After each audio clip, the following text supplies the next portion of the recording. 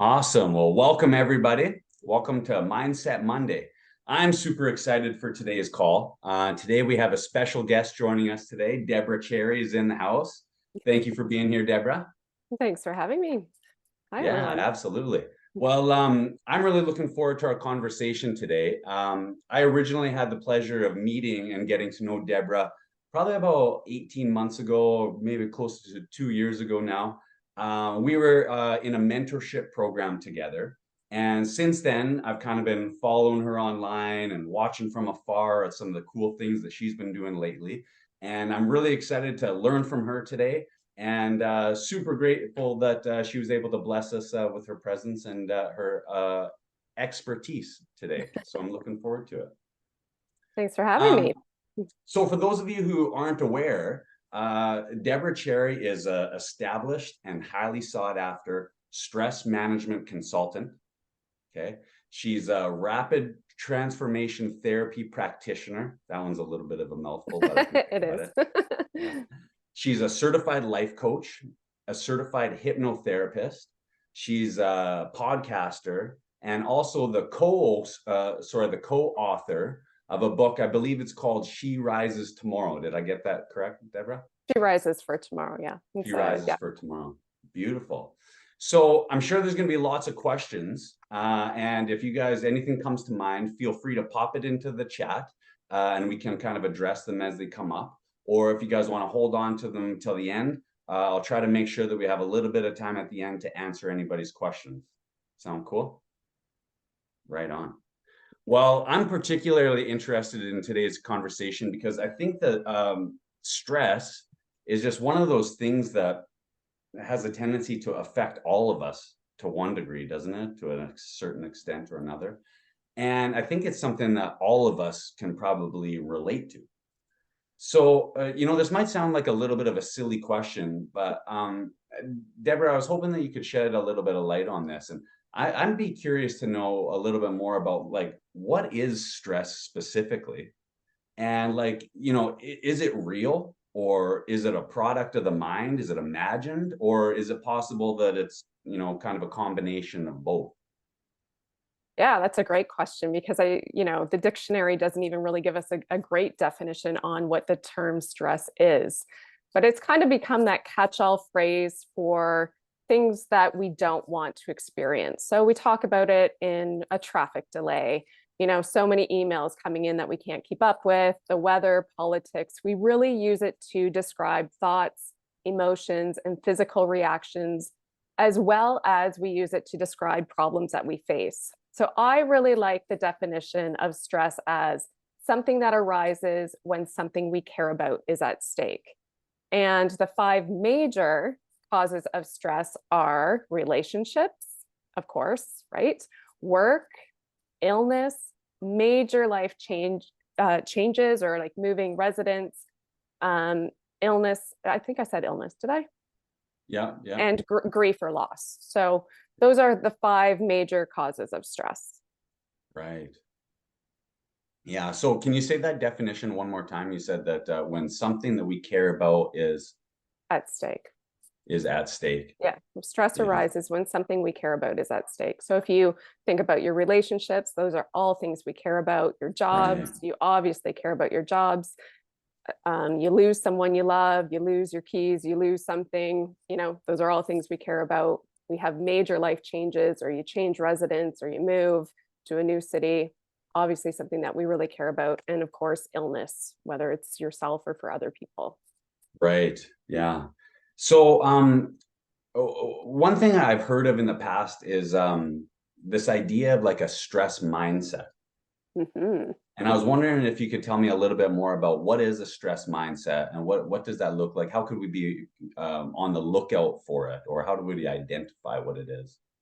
Well, I guess you're a mindset coach. Come on, Matt. Right. So what do you believe that stress is harmful to you? Do you think it depletes your health? Do you think it hinders your performance or your productivity? Does it inhibit your growth and learning? Or do you really believe that, there's a negative effect to stress and that you should be avoiding it? You can also have the opposite mindset, that you really believe that stress is enhancing, that it can boost your productivity and performance, it can improve your health, it can facilitate growth and learning, and that it's something that you can utilize in a productive and enhancing way. Okay. So I've So, told you about this study that the the University of Wisconsin did this study in 1998, where they took 30,000 adults and asked them two questions. How much stress have they encountered in the last year? And did they believe that stress was harmful to their health? And after 8 years, they examined the death records and discovered that the risk of dying was 43% higher in those who experienced high stress, but that increased risk was only applied to those people who believed that stress was harming their health.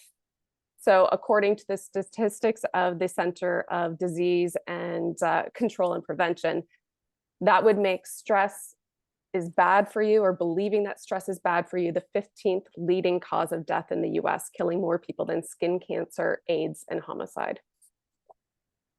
wow. So when they Crazy? say that, that is crazy.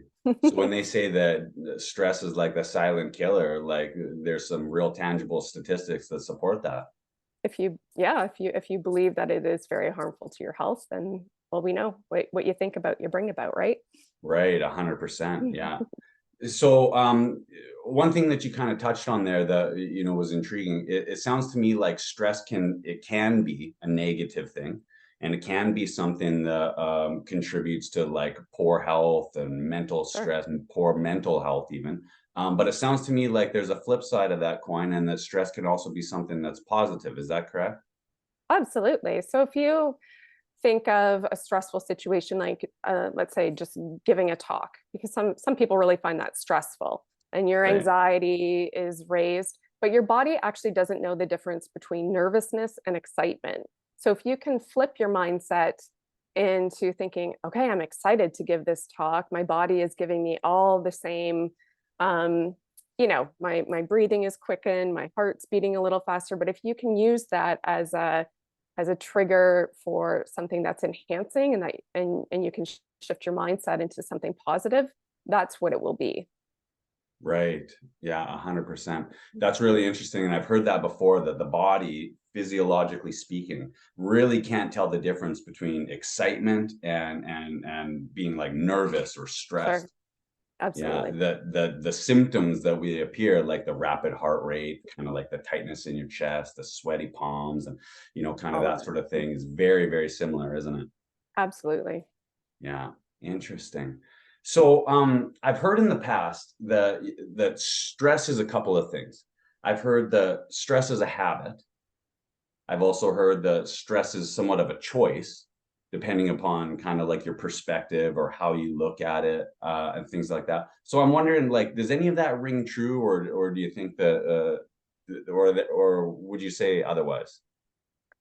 I would say stress is a reaction to external stressors or your external environment, Okay. where anxiety, on the other hand, is an emotional response that's characterized by excessive worry about the past or future events. So stress can exasperate anxiety, and a lot of people with chronic stress probably have or are more susceptible to anxiety disorders.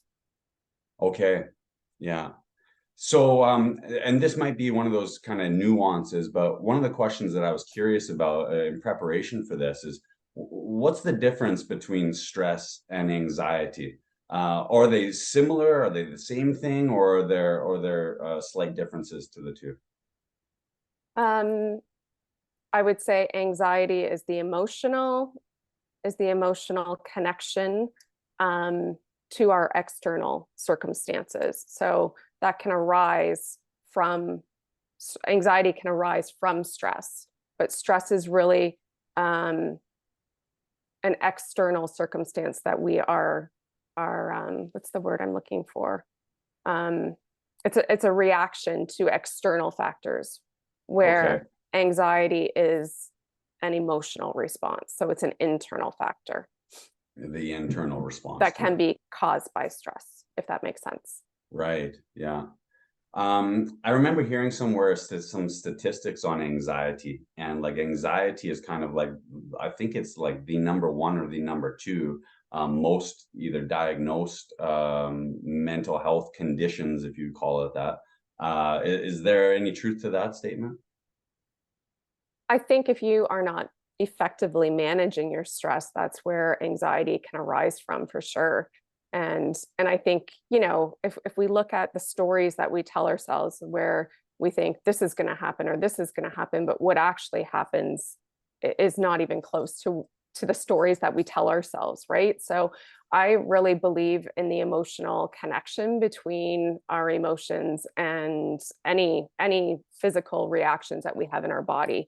And I follow Louise Hay a lot. And I'm not sure if anybody here follows Louise Hay, but she really says, yeah, she really believes that anxiety is a result of not being in the present. So you're too worried on either the past or the future, which I totally believe. Right. Not Yeah. being in the present moment, you're worrying about future events, you're worrying about past events. So that's where anxiety really stems from. Right. So, how do you find most people deal with stress and anxiety, like before they maybe have a conversation or meet with you? What are some of the things that they try or attempt in order to deal with stress prior to meeting with you? Yeah, I think that, you know, it's not a one-stop shop for everyone. So what works Right. for me in relation to stress management might be completely different for you. So, you know, we talk about physical exercise, we talk about eating a healthy diet, we talk about um sleep, like Right. proper sleep.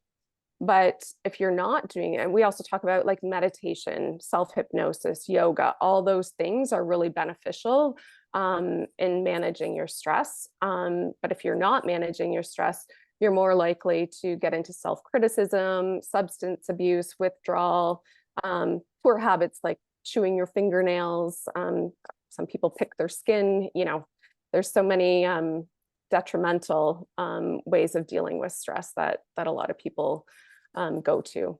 I would say probably substance abuse would be probably the number one. Okay. So that's one that you see a lot, or with some of the people that are coming to Yeah, speak to you.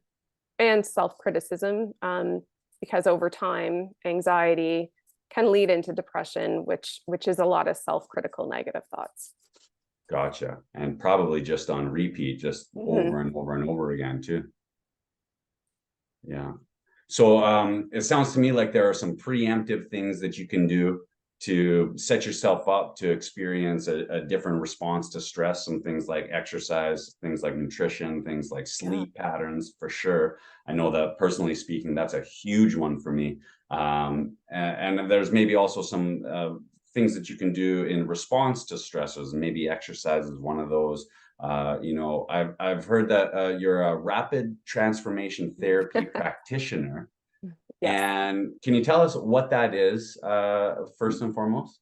Sure. So rapid transformational therapy is really taking the best practices of cognitive behavioral therapy, neurolinguistic programming, and psychotherapy all under a hypnosis umbrella. And the difference between rapid transformational therapy and regular hypnosis is that in RTT, I get you into hypnosis quicker. And then we also go to the root cause of whatever you're coming to me for. So let's say you're coming, you know, the root cause of stress. So I would take you, regress you back into 3 or 4 different situations that you've experienced in your life. And then from there, you really get, I'm just the facilitator. So you really get a sense of, okay, now I understand why I'm not managing stress because this happened when I was 5, or, you know, a lot of it goes back to childhood, not always under the age of 7, but those where most of our memories come from. I've actually regressed people back to the womb because they felt really unwanted. It's crazy. Wow, So really? yeah, because you know you can still, when you're in your mother's stomach, still hear what's going on around you. So a mother who maybe didn't want this pregnancy, it's really interesting how that forms or can form into anxiety and depression for, you know, a 35, 40-year-old. Right. So from there, after we go into regression, we do some reframing, and then it all ends with your transformational recording that you would listen to for 21 days. Okay. Yeah. And out of curiosity, what, without giving away the secret sauce here or anything like Yeah. that, but what might a recording sound like, or what's the importance of something like that? Yeah, so after we understand the root cause of why you might be dealing with a specific issue, and we do some reframing and challenging some of those thoughts, the transformation recording is all positive suggestion. So basically, it's like what your life would look like without this problem, but all in positive suggestion. So when you're in hypnosis, whether you're doing self hypnosis or whether you're working with me in that moment, you're bypassing your conscious and going right into the subconscious. So we're transforming and challenging these negative beliefs and instilling some positive ones right into your subconscious. And that's why it's called rapid transformational therapy, because we really do aim for lasting change within 1 to 3 sessions, really depending on what you're coming from. Wow, 1 to 3 sessions. That's incredible. Yeah, it is. It's a pretty awesome therapy. Yeah, yeah, yeah. Out of curiosity, has anybody here tried hypnosis or rapid transformation therapy before? Okay, Ooh. okay, a couple people. Interesting. Yeah. So, why would somebody take that approach over some of the things that you often hear as far as kind of stress management approaches, things like either meditation or yoga or things of that nature? Like, Yeah, those are all great practices. And I guess the difference between traditional therapy and something like RTT is sometimes traditional therapy it's a slow buildup and it can take years to have that transforming effect. Where RTT, we're going right to your subconscious, and its effects are pretty, that's why it's called rapid, quick, to right, instill these new beliefs. And a lot of clients experience positive difference just after one session. I would say yoga and meditation are all great tools to use in order to relax, but it's still not getting necessarily to the root cause of whatever the presenting problem that you're coming to me for. Like, for right, example, like a fear of flying, in my experience of working with different clients, is generally sometimes never to do with the plane itself. I've regressed people back to just some traumatic experiences where they've had on vacation, so they were just traumatized getting in the plane, or it's often a control thing that they feel out of control. So it's not usually what you're actually coming to me for. It's going to the root cause, which could be something completely different. interesting, right. So sometimes the nail biting isn't the problem. The fear of flying isn't the problem. The substance abuse isn't the problem. Sometimes those things are more the symptom of the Absolutely. underlying issue. Absolutely. Yeah. So I had a question for you, and this is something that I've been thinking about and kind of kicking around in my own mind for the last little while. And one thing that I've observed about myself is that to a certain extent, I've kind of developed the habit of being busy or kind of feeling rushed, and to a certain extent feeling like stressed or anxiety.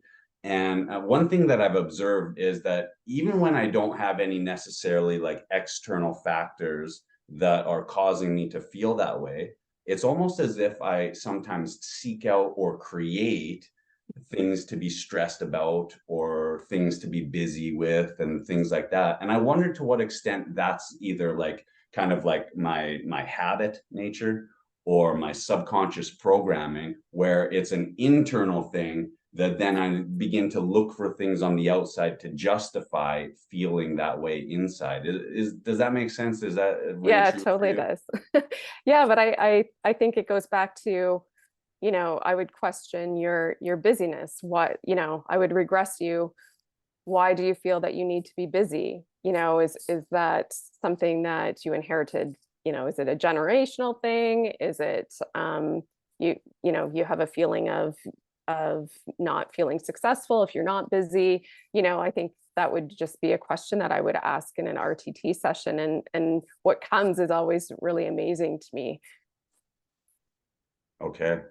Yeah. I've also been reading Atomic Habits. I don't know if you've read that book. Have you? Yeah, I love that. James Clear is brilliant. Yeah, that's a great book. So yeah, maybe take, I don't know if you work in the same space as you relax, because intertwining those two things can be creating the environment for what you want to do. So if you're trying to relax in a work environment, that might be difficult. So Right. giving yourself those environmental cues. Right. Yeah, those environmental cues can be important. I find too that to a certain extent, sometimes even the clothes that I wear can act as an environmental cue. And when I go to work, I put on work clothes. And when I'm done work, I take off my work clothes. It's almost like hanging up my uniform for the day. Allows me just a little like psychological gear shift there. You know what I mean? Yeah, I love that. I do that. I do the same. Do you? Is that right? Yeah. Yeah. So, do you have any real like tangible tools that people can use to start to kind of like either maybe even just do like a bit of a self-assessment or things that they can begin to implement to alleviate stress, or where would somebody start Sure. if they come to you? Well, you can go on to my website. I have an assessment right on there where it will give you an idea of your perceived, it's called the Assess Your Stress, but it gives you an idea of your perceived stress scale. And depending on your score, it will give you tips and tricks on things you can do. Just a couple just in the moment things that you can do when you're feeling really stressed. This is probably the easiest one, and it's going to sound silly probably to a lot of people, but all you do 2 quick breaths in and like a long exhale. And you think about like a big sigh, that's your body's automatic reaction to try and kind of de-stress, if you will. Another one too is just bilateral stimulation. So just grabbing an object and moving it, because then your brain is focused on the object at hand and can't think of those, stressful thoughts. There's the 5, 4, 3, 2, 1, where you're taking 5 things you can see, 4 things you can hear, 3 things, I forget this, 3 things you can, what is it? See, hear, your 5 senses. Feel. Anyway, yes, Feel, thank is you. Yeah. Yeah, so those are all great in the moment acts. There's so many, like just a visualization, a 5-minute meditation.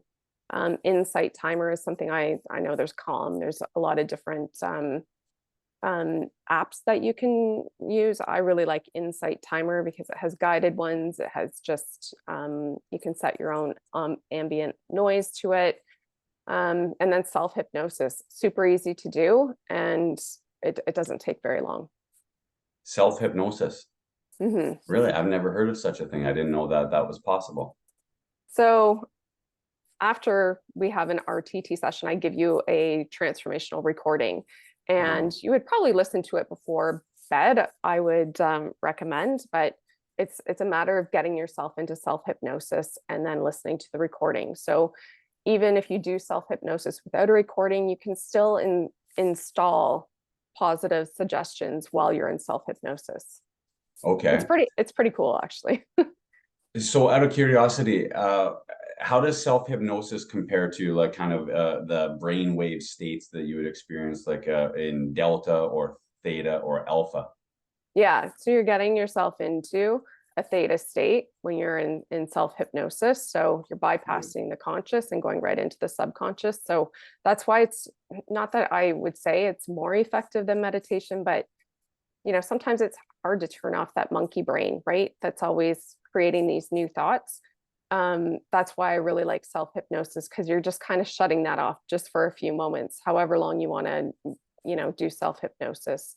Usually a transformation recording in an RTT session is 15 to 20 minutes long, but you can certainly do self-hypnosis and just get yourself into that state, and then just give yourself some stress relieving positive suggestions if you're using it for stress or calm relaxation. Right. Yeah. You mentioned the double inhale was a long exhale. Is that right? Yeah, Did I get two that correct? short inhales and one long exhale. And one long exhale. And I've heard Andrew Huberman, I believe, talk at length about that. And you know, he's a Yeah. big advocate for those kind of breathing techniques and things like that. And I'm sure it's something that we can all kind of relate to. It's kind of like at the end of the day or after the end of a long experience, kind of doing that big, you know, that big sigh and kind of letting out a little bit of that tension. And I thought that was really interesting that you brought that up. And one of the things that I've really kind of come to understand is that the body is an unbelievable tool that can be used to like change the way that you think and change the way that you feel when used correctly. And I've oftentimes talked about how just something as simple as going for a walk, there's something about that bipedal motion. And you mentioned the tossing something back and forth, but I wondered if maybe there's a correlation there too, just between kind of like that movement and using your body in a specific way. Yeah, I think not even just walking, but just getting out in nature, just changing your scenery, exercise, obviously.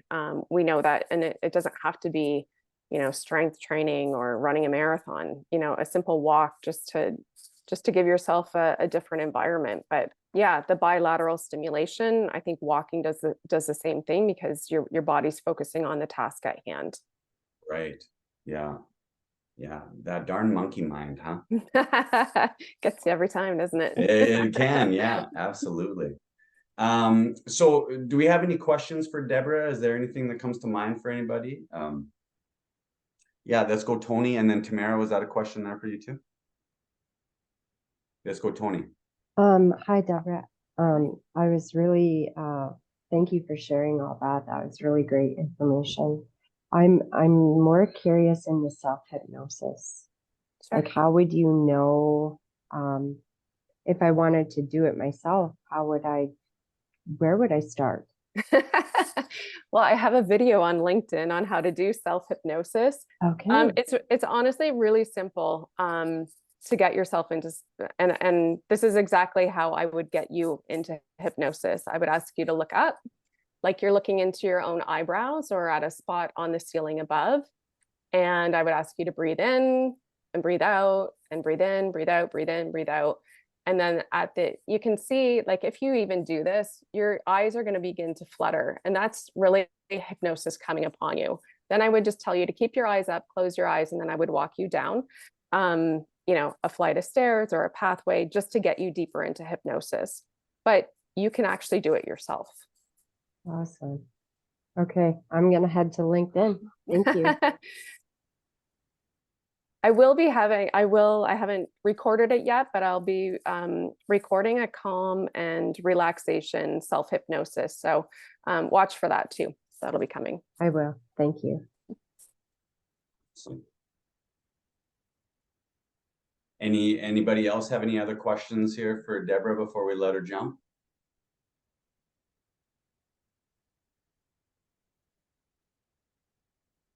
Out of curiosity, Deborah, what's the best way to connect with you or to learn more if they're interested in following up with you?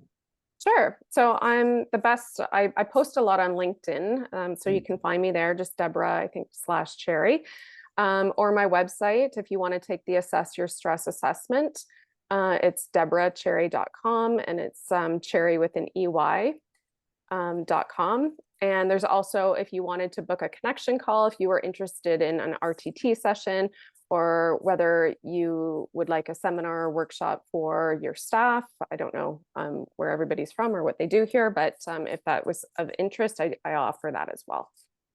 Awesome. I think I'll be reaching out to you, Deborah, and inquiring about that myself. All right.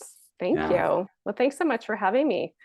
Well, thank you so much for joining us today, Deborah. That was super interesting, and I'm sure that everybody got a lot out of that. So thank you, everybody, for being here today, and I look forward to connecting with each of you. Deborah, I'm going to share a link into some of our group chat conversations and stuff, so if anybody's looking to connect, I'll make that super simple and straightforward. Wonderful. Thank you so much. Enjoy your day, everybody. Thank you for joining us. Thanks, Deborah. Take care. Bye-bye.